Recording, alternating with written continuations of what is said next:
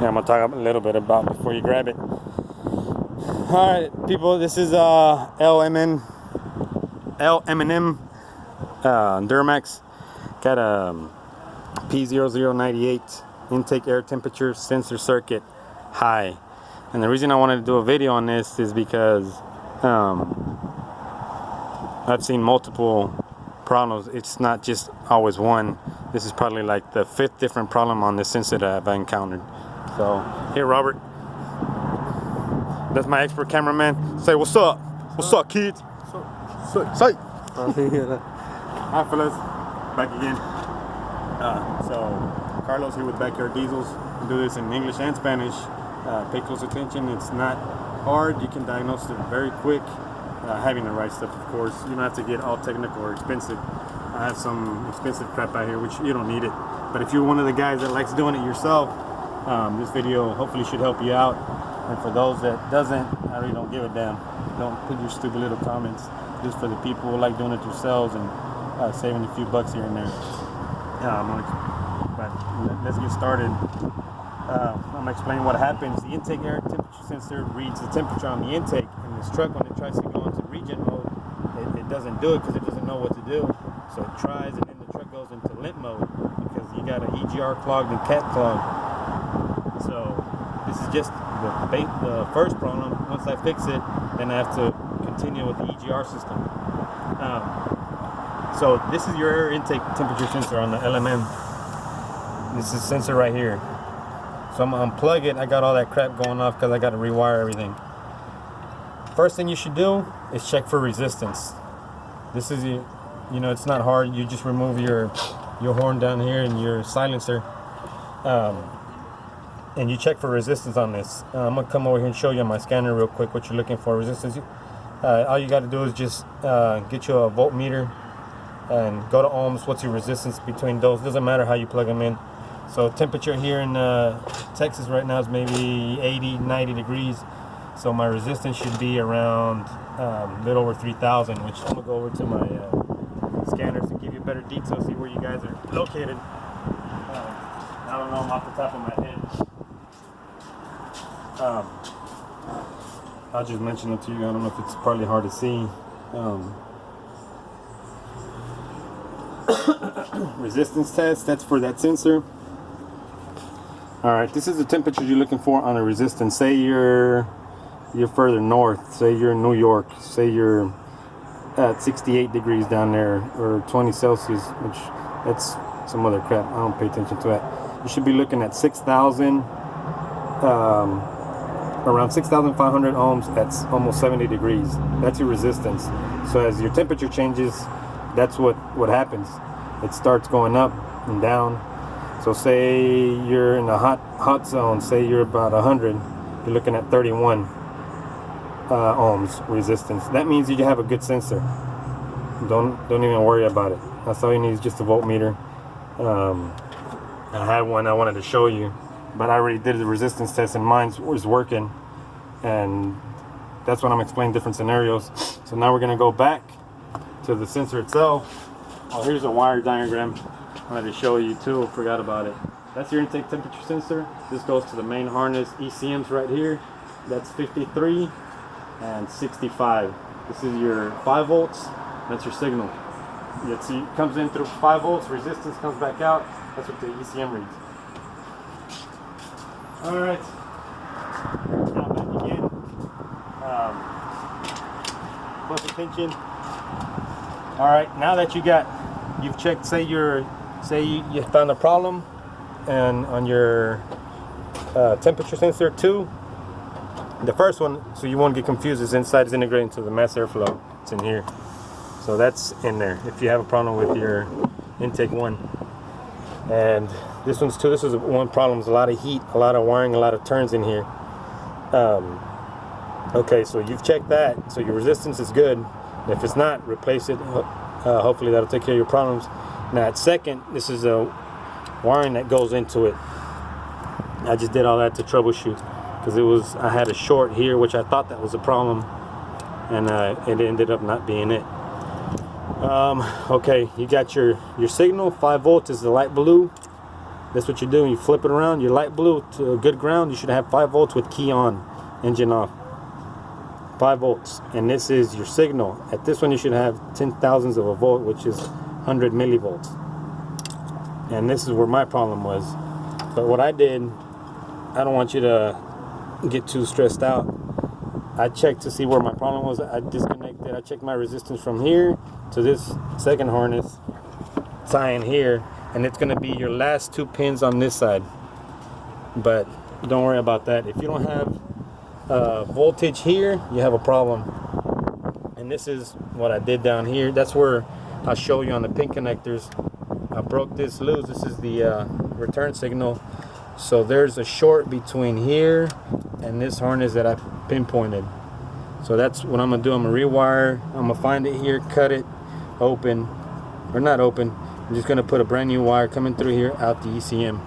And one thing, when you remove the ECM, be extremely sure that you take your grounds off. Super sure. If this thing shorts out, you'll be looking at a new ECM and a reflash. So that's one thing. It's very simple. It's not too bad.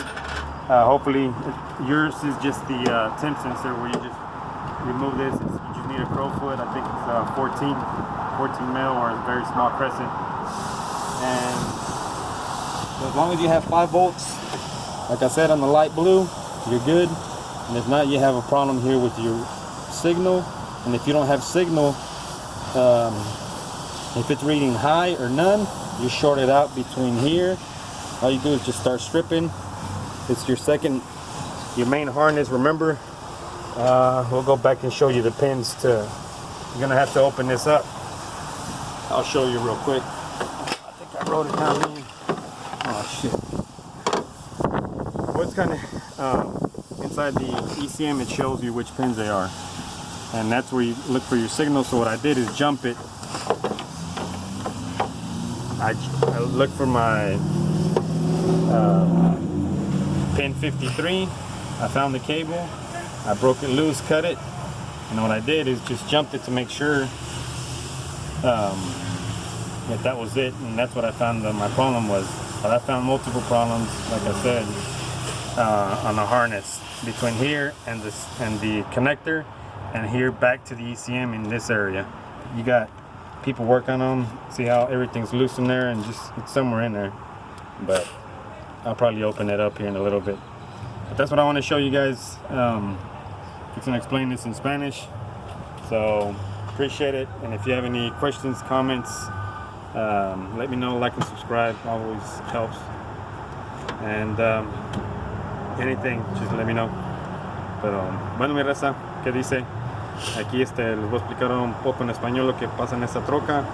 El sensor P0098 intake temperature sensor circuit.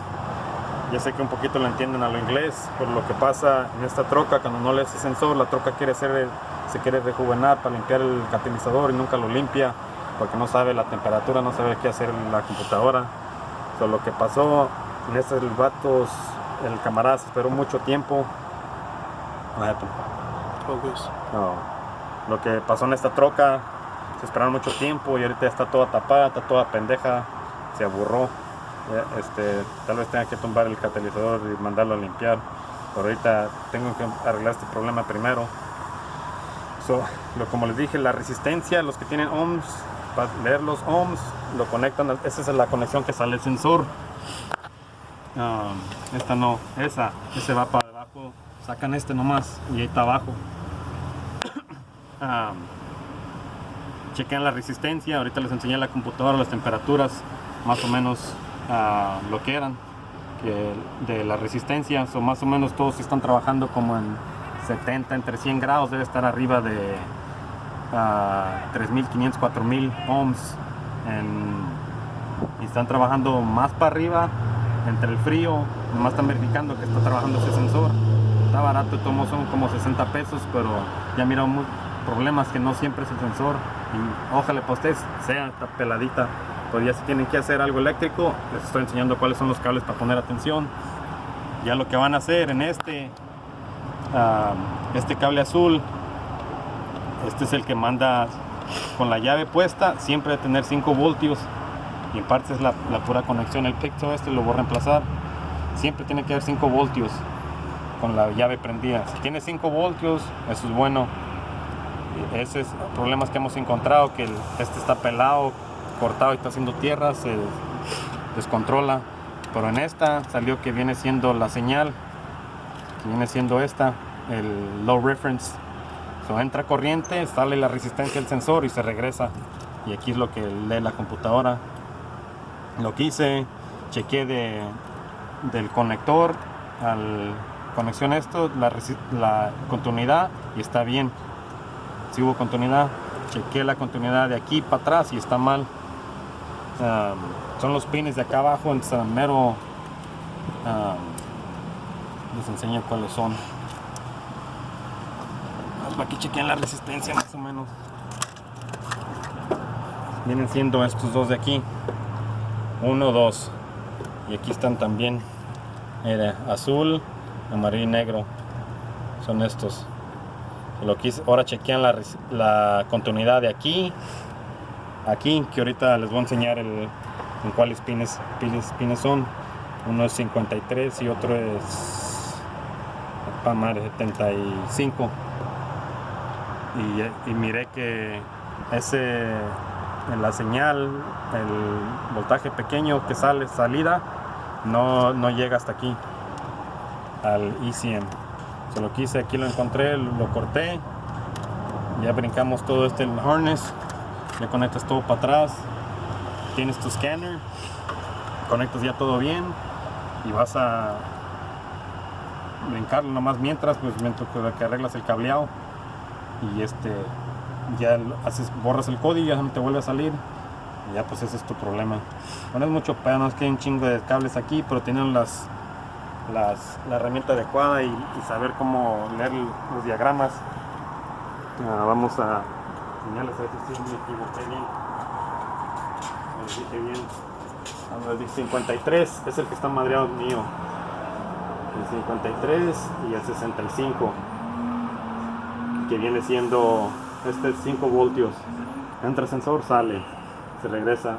5 voltios siempre, resistencia, sale, depende del voltaje que está saliendo de la resistencia y regresa. Pero por aquí tenía una falla yo, sepa madre dónde esté, ahorita la encuentro. La luz siempre es detallada, déjenles enseño para la resistencia. Depende de donde estén.